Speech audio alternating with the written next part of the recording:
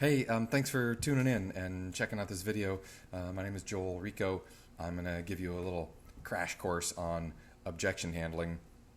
My intention is that it's different than what you've heard before. And yes, I'm going to give you some tools and give you a process that you can put in an objection and follow the tools, and it'll come out with an agreement usually.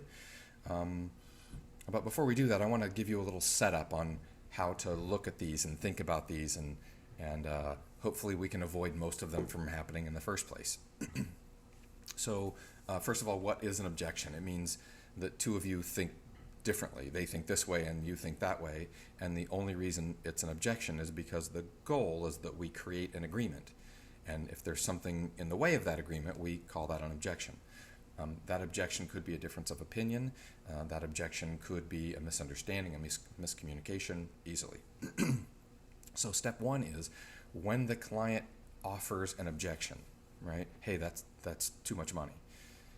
Number one, the first question I have for me is, what do they really mean? What do they really mean by that?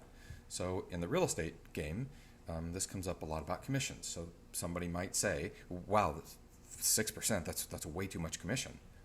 What do they really mean? So do they mean that I don't think this service is worth that much money?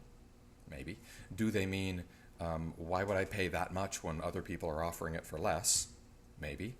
Do they think, you look like you don't know what you're doing, and so I'm not going to pay full price for an amateur? Maybe. Do they mean I don't have enough equity to sell the house, and I don't have that either? Maybe. So the biggest issue, I think, is most of the time we don't really know which one of those they mean. Then the next question is, how do you hear it?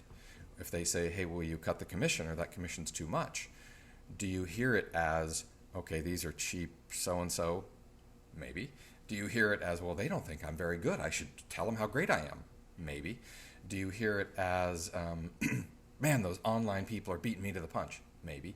So one of the real problems is they think this way about it and you think that way about it, and then when I answer, or in this case you answer, based on your meaning, you're answering a question they didn't ask, and you're not answering the question they did ask. So start with, if you're not crystal clear, if it doesn't make sense, keep the assumptions down and say, oh, what's that going to do? What are you hoping to accomplish? Tell me more about that. Number one is get some clarity. All right. And then one more note, and we'll get into a structure. So the other note is, consider that our goal here with an objection is to create an agreement. The way most of us think about objections is right and wrong, win and lose, right? They have a price in mind, I have a price in mind, I've done more research, I'm not biased, it's not my house, I'm looking at the numbers, I'm right. So the problem here is, even if you are right, which you probably are, even if you are right, proving that you are right inadvertently proves the client is wrong, and you could win the battle, lose the war, lose the client, lose the transaction, lose the relationship, right? That's not the goal. So even if you are right, being right's not the goal. The real goal is having an agreement with the client and having the client evolve their thinking in something that makes sense. Right? Do people think that their house is special and it should be worth more than everything? Sure they do. So our job is not to make them wrong. Our job is to help them to walk through the thinking until it makes sense. And if it never makes sense, then it's up to me to say, no thanks, I'm not the agent for you. If they never come to a realization of something that I'm comfortable taking, then I can pass. Or in this case, you can pass. So get rid of that win, lose, right, wrong, I'm going to beat them, I'm going to get rid of all that, and instead think, this is somebody I'm in a relationship with, and I want things to be win-win, I want them to be happy, I want things to work, and if something is a little weird and it doesn't make sense, then think about it like we have a part that we need to clear up. We have something over here where we're not seeing eye to eye, and then I think of it like this. I think, maybe I missed something. Maybe they should enlighten me and educate me on something I missed, maybe. And maybe they missed something, and maybe I need to share. And I'm not sure who's going to be evolving the other, but we're not on the same page, and we need to straighten that out. Okay, so here's the process. You want to write this down for sure. This is the easy 30,000 foot. This is a structured approach, but not scripted. The beautiful part of this not being scripted is you just have to learn a couple of steps, and then you can script it any way you want with anything that you want for any topic that you want. You use this for everything. And you don't have to learn a million scripts. Learn one thing and use it a million times. So step one, if they say whatever they say, hey, that's way too much commission. Step one is take their side. Like, don't argue. Don't say, what do you mean, my commission? But don't light the fuse. Instead, take their side. So what part of, damn, that's a lot of money. What part of that do you agree with, right? Yeah. Okay, it sounds like a lot of money. Yep, 6% of $500,000, 30 grand. Yeah, that sounds like a bunch of money. That's it. Just take their side, right? A really easy way is I can absolutely understand why you feel that way. Yeah, if I was in your shoes, I might think the same thing. Just take their side. Why? This is what we do to our friends. Somebody that you love has something go on. You go, oh, wow, great. Oh, God, I'm sorry to hear about that. Don't we always take their side? So treat everybody like that. All right, step one, take their side. Step two, change the perspective. So what do I mean by that? I mean, help them look at it from a different angle. If they say, whatever, yeah, my house is really special, step one, take their side. Yeah, your house is really amazing, for sure. Step two, change the perspective. Yes, and for all the buyers that are coming into the neighborhood, if we look at this house across the street, it's $50,000 less, but yours has whatever it has. If you were a buyer, would you pay $50,000 more for that, or would you buy that one and do it yourself? Right? So the real goal here is to have them look at it from this side, look at it from that side, and keep looking at it from multiple perspectives until they go, oh, that's not the way I thought it was. It didn't, right? So step one, take their side. Step two, enroll them to looking at this from another angle. And then usually what I get a lot is after step two, they say, oh, wow, I didn't think about it like that. Perfect. Step three is check, right? Just check. Say, okay, well, now that we know that, what do we do? What would you like to do? So also note that I'm not saying, well, now that you see that, you can see that I'm right, do it right here and sign for me. I'm not proving I'm wrong to get the signature. I'm educating them to see it in a more expanded way. And really the goal here is that they say, oh, I didn't see it that way. And then step three, I say, great, now that we do see it that way, what should we do? Because what I really, really want is I want the client to self-discover.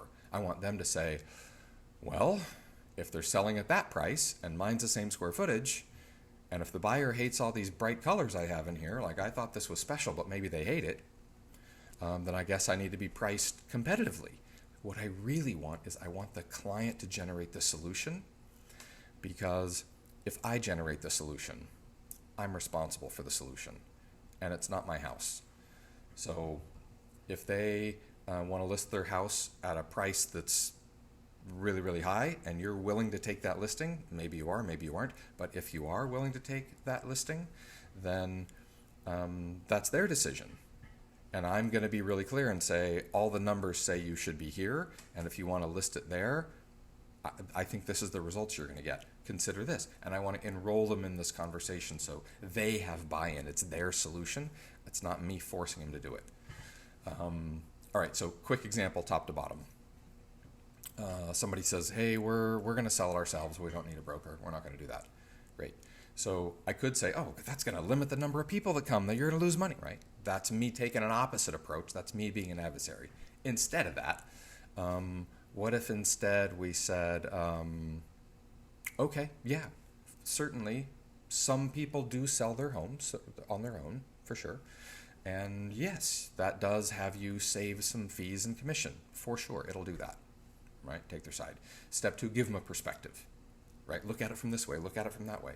I might say, even in a hot market, like right now, things are moving really well, and half of the properties listed didn't sell, didn't get an offer, nothing. right? And they're going to go, really? Half of them aren't selling, really? Right? Show them the numbers, whatever. Now, step 3 is see if you can get them to change their position based on this new perspective. So I might say, well, knowing that some of the best brokers in town, full service, full staff, full marketing flyers, some of those people aren't getting those homes sold. How are you going to get buyers to buy this one when some of those that are getting massive exposure, those aren't selling? So how are you going to do that on your own, right? What I really want is I want them to have the aha experience, right? So my last thing for you today is this tool should be very easy, very universal, and practice it everywhere, right? Practice it on if your kids don't want to do their homework, your spouse doesn't want to take out the garbage. Practice it everywhere. And this is not a tool to get people to do things my way. This is a tool to eliminate misunderstandings and get us on the same page so we're all working together. That's it. In the full course, in the full curriculum, there's very specific tools based on language patterns and a reciprocity and assumption and all this, a lot of structured things that'll get you out of, that are practiced, that'll help solve the most difficult issues with some of the most difficult people. But they're all kind of based on the structure of finding agreement and creating a win and moving a perspective and checking with the client. I think the more readily that you kind of feel into this thing of what I really want is a win-win agreement, not I'm going to prove you wrong and I'm going to be right. Once you move into that space, this gets really, really easy. And the crazy part is when you're in that space, when I'm in that space, I get very few objections. So there you have it. I hope this is helpful. I hope this makes a big difference for you. Practice it all the time. And if you've not been through the full curriculum yet, this was a 10-minute commercial for a 4-month-long workshop. So that's it. Hope you're doing great, and we'll see you soon. Reach out if we can help. Thank you.